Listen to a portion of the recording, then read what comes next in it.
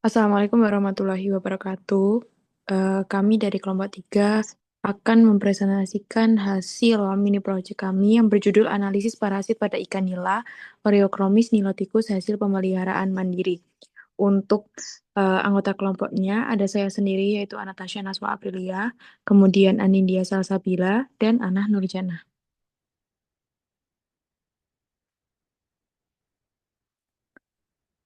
Untuk abstrak dari mini project ini, yang pertama yaitu penelitian ini bertujuan untuk menganalisis kondisi parasitologis ikan nila, Oreochromis niloticus, hasil budidaya mandiri di kolam rumah tangga, serta mengidentifikasi jenis parasit yang ditemukan dan menilai tingkat infeksinya.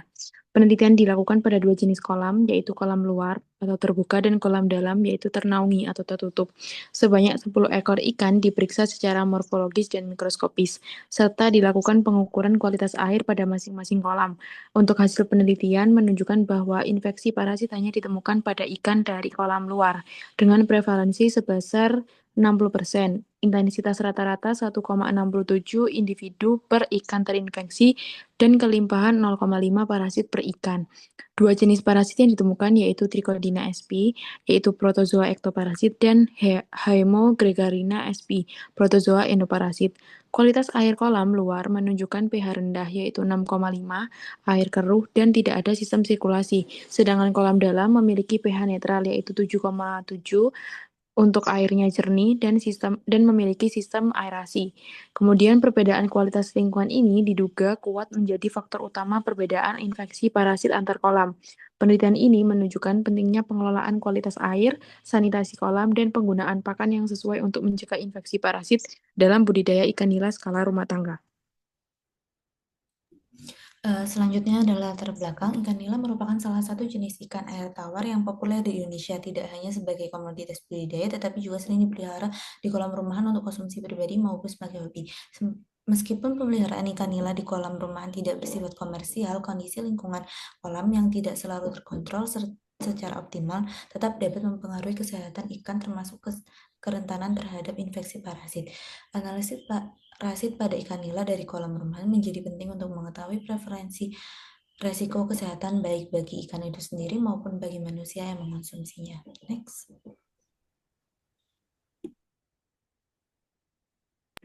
Selanjutnya untuk rumusan masalah dan tujuan. Untuk rumusan masalahnya yang pertama, bagaimana kondisi parasitologi ikan nila yang dipelihara secara mandiri untuk konsumsi rumah tangga. Dan yang kedua, jenis parasit seperti apakah yang ditemukan pada ikan nila hasil pemeliharaan mandiri. Dan yang ketiga, sejauh mana tingkat infeksi parasit memengaruhi kesehatan ikan nila dalam budidaya rumah tangga.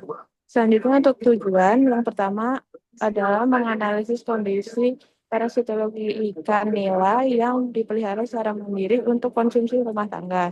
Yang kedua, untuk mengidentifikasi jenis-jenis parasit yang infeksi dan menginfeksi ikan nila hasil budidaya rumah tangga. Dan yang ketiga, menilai tingkat infeksi parasit dan dampaknya terhadap kesehatan ikan dalam sistem budidaya mandiri.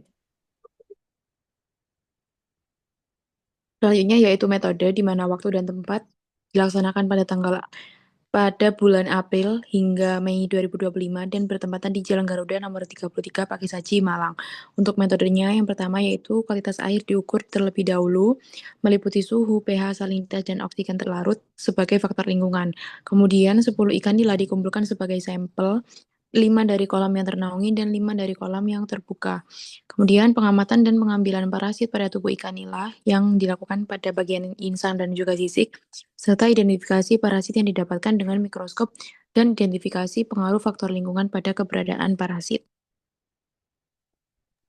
Baik, selanjutnya analisis hasil.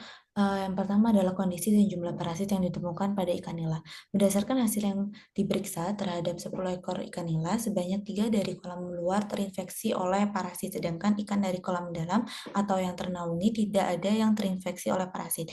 Untuk gambar yang pertama merupakan parasit Trichodina sp yang kami temukan di bagian tubuh luar dari ikan. Trichodina sp merupakan protozoa endoparasit dari kelompok Hemoprotozoa parasit ditemukan pada 3 ikan nila yang menempel pada sisik dan insang. Parasit ini memiliki tubuh bundar seperti cakram datar berdiameter 30 sampai 100 mikrometer. Pada bagian tepi terdapat silia untuk bergerak dan membantu menempel pada inangnya. Kemudian pada gambar 2 merupakan parasit Hemogregarina sp yang merupakan protozoa endoparasit dari kelompok Hemotrophozoa yang menyerang sistem peredaran darah ikan.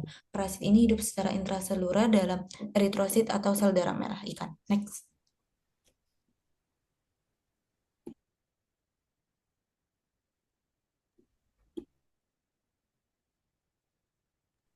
Selanjutnya, praktik 2 yaitu intensitas parasit pada ikan nila. Berikut grafik dari nilai intensitasnya. Dari 10 ekor ikan yang diperiksa, hanya 3 ekor dari kolam luar yang terinfeksi dengan total 5 individu parasit, yaitu 3 Trichodina sp dan 2 Haemogreganina. Intensitas infeksi masing-masing tercatat sebesar 1 individu per ikan untuk Trichodina dan 0,67 individu per ikan untuk Haemogregarina. Untuk nilai ini termasuk kategori ringan, kurang dari 10 parasit per ikan, sejalan dengan penelitian mengenai intensitas infeksi ringan hingga sedang pada ikan budidaya. Meski tergolong rendah, keberadaan parasit tetap mencerminkan paparan dari lingkungan kolam terbuka yang kurang optimal, terutama dalam aspek kualitas air dan salinitas. Selanjutnya yaitu prevalensi parasit pada ikan nila Oreochromis niloticus berdasarkan hasil penelitian terhadap 10 ekor ikan nila dari 2 jenis kolam rumah tangga. Infeksi parasit hanya ditemukan pada kolam luar saja dengan menggunakan rumus prevalensi sebagai berikut, yaitu prevalensi sama dengan jumlah ikan yang terserang parasit per jumlah ikan yang diperiksa dikalikan 100%, di mana dari 5 ikan yang diperiksa di kolam luar terdapat sebanyak 3 ekor terinfeksi, sehingga prevalensi infeksi mencapai 60%, di mana hal ini atau jumlah ini dikategorikan sebagai prevalensi sedang. Kemudian prevalensi total dari seluruh sampel adalah 30%. Meskipun intensitas dan kelimpahan parasit tergolong rendah, prevalensi yang cukup tinggi di kolam luar menunjukkan adanya masalah lingkungan, seperti kondisi air yang keruh, pH rendah, kurangnya sirkulasi, serta penggunaan pakan sisa. Faktor-faktor ini dapat memicu stres ikan dan meningkatkan resiko infeksi terhadap parasit. Oleh karena itu, pengendalian infeksi harus difokuskan pada perbaikan kualitas lingkungan kolam, termasuk pengelolaan air, sistem aerasi, dan juga penggunaan pakan yang sesuai. Baik, selanjutnya adalah kualitas air. Nah, pada tabel tersebut terlihat bahwa pH di kolam luar lebih rendah daripada di kolam dalam. Kemudian DO atau oksigen terlarut pada kolam luar cenderung lebih tinggi daripada kolam dalam. Kemudian suhu pada kolam luar cenderung lebih rendah daripada kolam dalam, dan kemudian kejernihan air, mohon maaf ini terbalik. Untuk yang kolam luar seharusnya kolam dalam atau ternaungi, sedangkan kolam dalam seharusnya kolam luar atau kolam tidak ternaungi. Kolam luar memiliki pH rendah di mana 6,5 dengan air keruh tanpa aerasi, dan meskipun DO 7,04 mg per liter masih dalam batas aman dan distribusinya kemungkinan tidak merata. Sebaliknya, kolam dalam memiliki pH optimal dengan air yang jernih serta pancuran yang membantu sirkulasi oksigen. Kualitas air yang baik termasuk pH netral, oksigen terlarut yang memadai, kejernihan air, dan manajemen pakan sangat berperan dalam mencegah infeksi parasit pada ikan nila di budidaya rumah tangga. Next. Selanjutnya, kesimpulan.